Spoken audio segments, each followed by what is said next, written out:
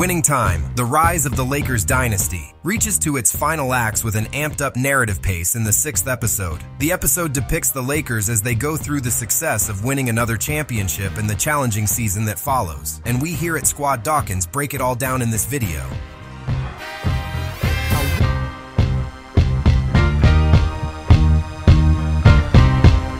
The 6th episode, titled Beat LA, opens with the Lakers winning the 1982 NBA Finals series by defeating the Philadelphia 76ers. The players celebrate the victory as Magic Johnson monologues about winning and his pride and joy in witnessing the team's efforts paying off. The love, the glory. Quiet that voice saying you can't do it. I'm all of that. We all of that. The episode jumps a year ahead and takes us to the 1983 NBA Finals, where the Lakers face the Sixers again. The battered and bruised Sixers are determined to avenge their loss a year ago and demolish the Lakers, winning the championship with a 4-0 clean sweep. The Lakers are outpaced and outmatched, and the team's leader, Kareem Abdul-Jabbar, is clearly past his prime. Moreover, Magic seems unready to replace Kareem as the dominant force behind the team. After the sweep is complete, the disappointed Dr. Buss questions whether Red Auerbach, the Celtics president, was right in Season 1 when he told him the Lakers wouldn't last. No one loses quite like the Lakers. I live for competition, but you're no competitor. He called it, Red. Said it wouldn't last. Like a fucking prophecy. Well, you can always go back to real estate. The focus shifts to the Celtics side as the episode shows Larry Bird and Auerbach hyping up their rivalry with Magic and the Lakers. Kareem's past his prime, and your pal Magic, he's no leader. It's our decade. They had their minute, now it's over. Hope not, until I get my shot. Jerry Buss becomes dismayed with his team's loss and meets general manager Jerry West and head coach Pat Riley to discuss solutions. A fucking sweep! We couldn't win one goddamn game! With West announcing he drafted James Worthy, who will become a vital part of the team, the group gives Buss various reasons for the team's collapse in the 1983 NBA Finals. Injuries. I should have made adjustments. The roster is flawed. We need to make some changes, shake some things up. However, Buss insists West and Riley must figure things out, and fast. We just wasted a year of our lives, and I am not doing that again. In reality, Lakers getting Worthy was a brilliant move as they secured the #1 pick right after winning a championship. As the story goes, in 1980, the Lakers traded swingman Don Ford and their 1980 first-round draft pick to the Cleveland Cavaliers for point guard Butch Lee and Cleveland's 1982 first-round pick. The Cavs finished the 1981-82 season with the worst record in the league, leading the Lakers to have the #1 pick in the draft immediately after winning the 1982 NBA championship. Worthy became a walking mismatch. He was too skilled and physical for perimeter players and too fast for bigs, complementing both Magic's brilliance at point guard and Kareem's dominance in the post. The episode continues and shows Kareem as he explores trade options, but his performance in the finals leaves all the teams uninterested in him. If the finals ended differently, I'm sure I'd be showing you a raft of options. I'm about to break the fucking scoring record. Doesn't that mean anything? As a result, Kareem's agent encourages him to interact and connect with his fans. These days, they want personalities that jive with the fans, Cap. Maybe if he gave a little effort. Meanwhile, Buss experiences trouble in his family life as his relationship with Honey Kaplan stagnates. You're married. Yeah. No shit, I was there, remember? To somebody else. Eventually, the couple fight and decide to end their marriage after Honey discovers Buss is still legally married to his first wife and lied about it to her. This is it? You're walking out on me? If you can't trust me, then you should get the fuck out! Furthermore, after leaving Jerry, Honey decides to sue him for $100 million. You're being served. By who? Me and your wife. $100 million? Honey's a reasonable woman. She'll settle for Magic and Kareem. The particulars of the suit have so far not been disclosed. What was revealed upon close inspection of the documents served to Jerry was Honey's first name, Veronica. In reality, there appears to be some mystery surrounding Buss's marital history. By several sources, Jerry divorced his first wife, Joanne, in 1972. But by the book that serves as the basis for Winning Time, Jerry married Veronica in 1972, but he was allegedly still married to his first wife. Veronica did accuse Jerry of marrying her prior to being divorced from Joanne.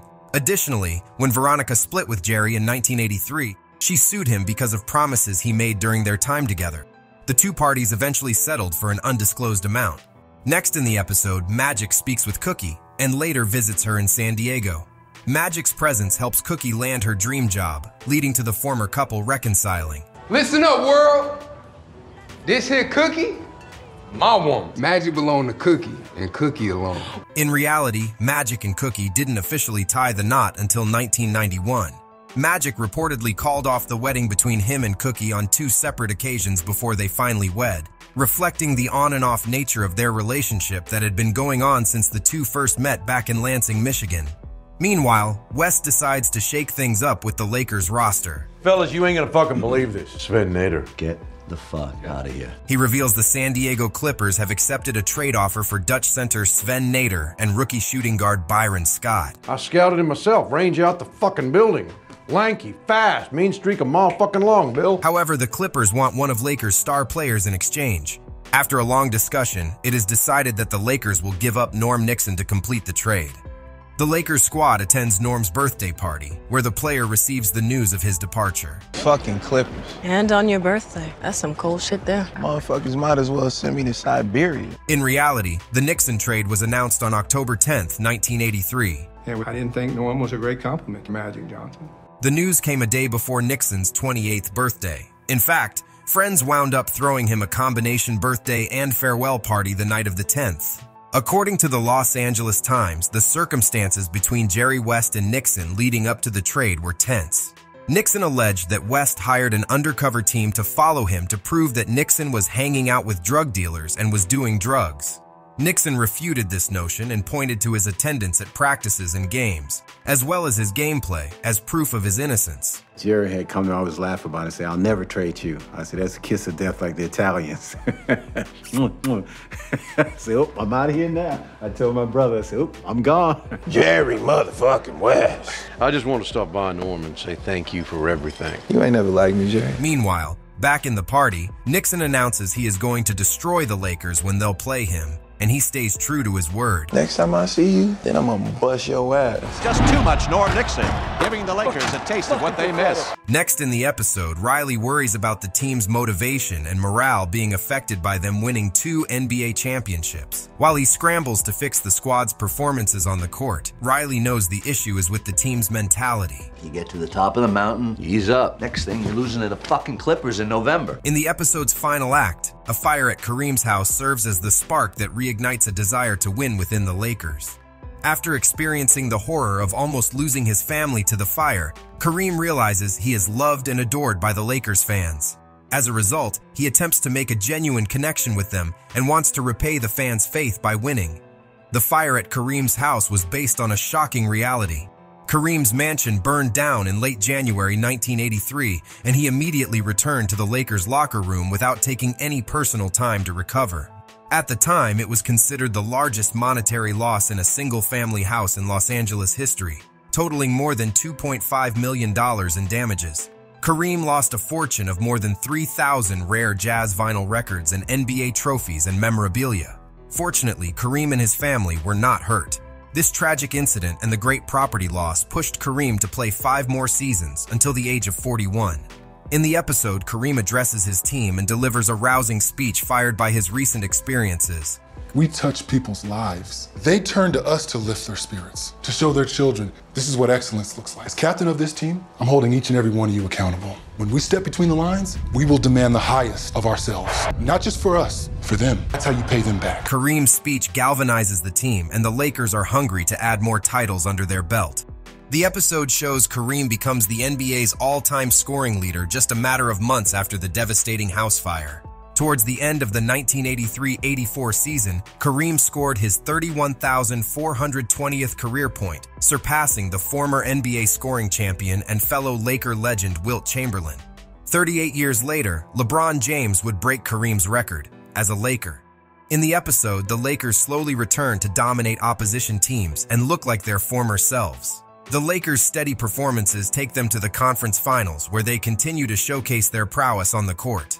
Meanwhile, the Lakers' bitter rivals, the Boston Celtics, also make it to their conference finals before progressing to the NBA Finals. Ultimately, the Lakers need just one victory to book their place in the 1984 NBA Finals, setting up a dream matchup against the Celtics. In the final segment, Jerry Buss and Red Auerbach make their speeches, reminding their players that the Lakers and Celtics rivalry is only getting started and will get more heated with the upcoming finals. Boston and us. People say that's the greatest rivalry in sports. It's not. When your team is 0-7, that ain't a rivalry. And that's what you're going to change. We need to cut their fucking hearts out. We need to show the world that we're still the kings. The Lakers are coming. As expected, the episode ends by setting up a Lakers against Celtics matchup with the epic sound bites we've been hearing the entire second season. Beat LA. Fuck Boston. Beat LA! Fuck Boston! Tell us in the comments, what was your favorite part of episode 6? And if you enjoy this video, hit the like button, share, and subscribe.